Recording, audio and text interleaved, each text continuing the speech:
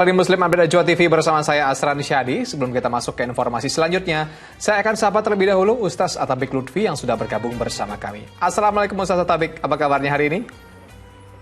Waalaikumsalam warahmatullahi wabarakatuh. Alhamdulillah sehat walafiat Mas Asran. Alhamdulillah. Baik Pak Ustaz, kita langsung saja ke informasi yang pertama. Ini ada seorang tahanan kasus pencurian melangsungkan pernikahan dengan wanita pujaannya di markas Polsek Pelaju Palembang.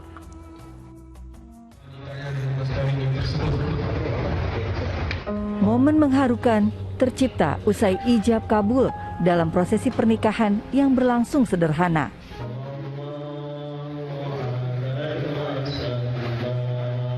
Makin menyentuh hati tatkala ayahanda mempelai wanita menangis dalam pelukan sang anak.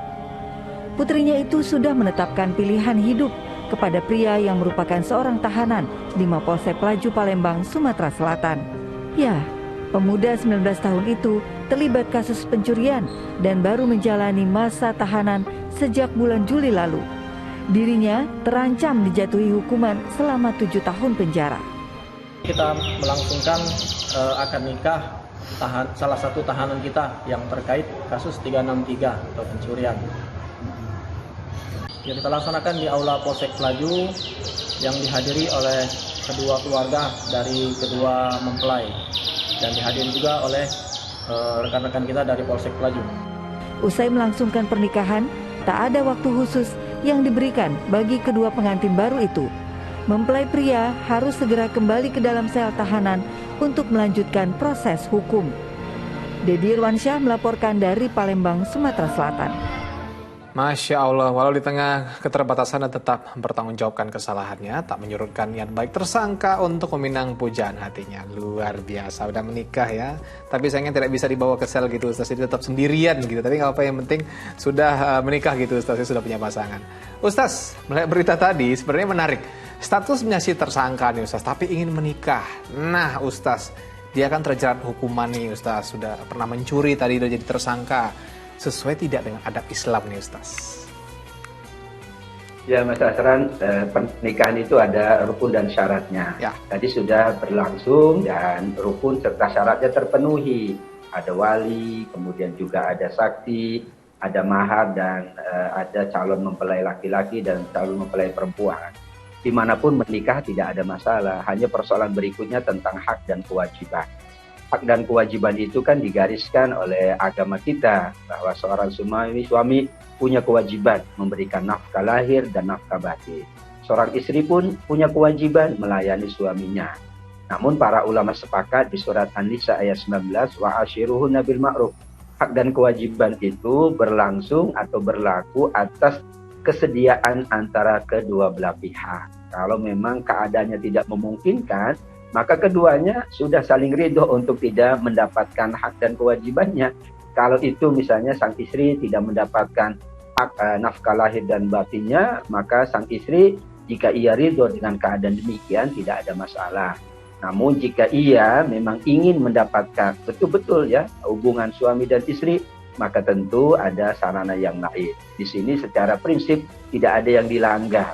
Secara prinsip syariat tidak ada yang dilanggar, hanya nanti bagaimana menjalankan hak dan kewajiban, karena tempatnya berjauhan, bahkan sang suami berada di tempat yang notabene sulit untuk bertemu dengan istri atau dengan keluarganya. Wa ashiruhunna bil ma'ruf, kalau dalam buku nikah memang diingatkan bahwa muasyarah bil ma'ruf itu menjadi ketetapan bersama. Selama keduanya memang ikhlas gitu, ridho dengan kemungkinan tidak dapat hak dan kewajiban, maka dapat dijalankan dengan sebaik-baiknya. Ya mudah-mudahan kita sangat berharap dan berdoa mudah-mudahan pernikahan yang sudah berlangsung dengan baik itu tidak menambah lagi persoalan-persoalan baru, dan keduanya tetap diikat dengan ikatan cinta dan kasih sayang secara jarak jauh. Insya Allah saling mendoakan, saling mengingat, saling menyampaikan kebaikan-kebaikan meskipun dengan keterbatasan-keterbatasan yang ada.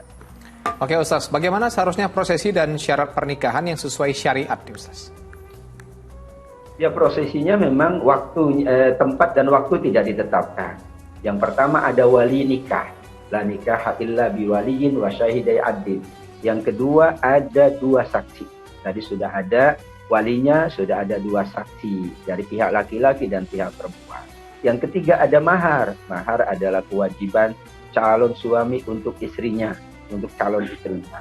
Kemudian juga ada ijab dan qabul. Tadi sudah berlangsung ya, saya nikahkan kamu misalnya, kemudian sang calon suami menerima dengan saya menerima nikahnya Fulana binti Fulan misalnya, selama itu sudah dipenuhi dan itu terregistrasi di kantor urusan agama.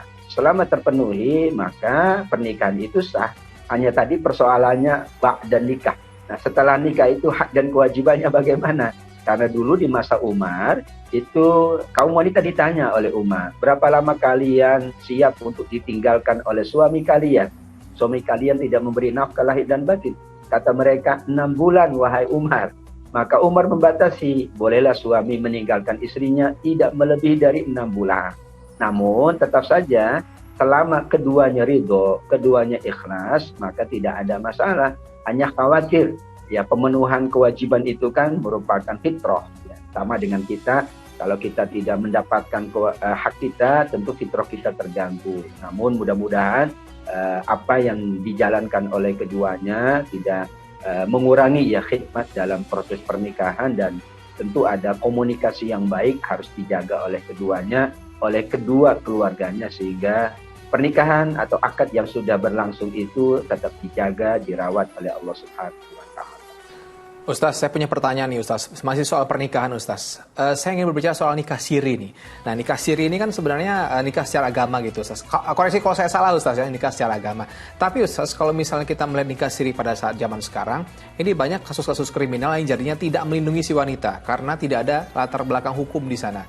Nah, ini baiknya bagaimana Ustaz? Kalau misalnya ada seseorang yang mengajak nikah siri, dan beberapa kasus juga kita melihat ada yang sudah nikah secara ini, tapi ternyata di kampung mana bikin ini lagi gitu Ustaz, bikin cabang lagi gitu, nikah siri tapi Ustaz. Nah, ini baiknya gimana Ustaz? Kalau misalnya ada yang mau mengajak nikah siri gitu Ustaz, dari Islam dan dari segi hukum menurut pandangan Ustaz. Ya, nikah siri kan nikah secara sembunyi-sembunyi, gitu. Tidak diketahui oleh khalayak, tidak diketahui atau tidak terdaftar di kantor keurusan agama. Ya. Dalam pandangan kita, menjalankan pernikahan itu tidak hanya untuk menyelesaikan status syariat, tapi di situ berlaku yang bernama muamalah. Bagaimana hubungan dengan orang lain, hubungan dengan keluarga fulan, keluarga fulana. Maka tetap kita menghimbau pernikahan itu tidak boleh dengan siri. Pernikahan itu akan sempurna. Secara syariat kita penuhi, tetapi secara undang-undang juga kita penuhi. Untuk apa? Kemaslahatan bersama. Khawatir nanti anak-anaknya bagaimana? Khawatir nanti, maaf gitu ya, wanita yang lain atau istri yang lain bagaimana? Karenanya dalam undang-undang kita memang diwajibkan nikah itu terdaftar di kantor urusan agama untuk menjaga dan melindungi hak wanita, anak-anak, atau keluarga yang lain. Meskipun secara syariat itu dibenarkan, tapi sekarang kaidahnya tidak hanya secara syariat. Bagaimana kita menjalankan itu secara syariat, namun kita juga memenuhi aspek peraturan dan undang-undang karena semuanya untuk kemaslahatan dan kebaikan bersama. Nah, jadi sudah bisa dimengerti sekarang ya para penonton Ajwa TV, kalau ada yang ngajak nikah siri itu jangan mau gitu Ustaz, harus jelas dulu semuanya begitu ya, dan supaya ada payung hukum juga yang melindungi si wanita khususnya.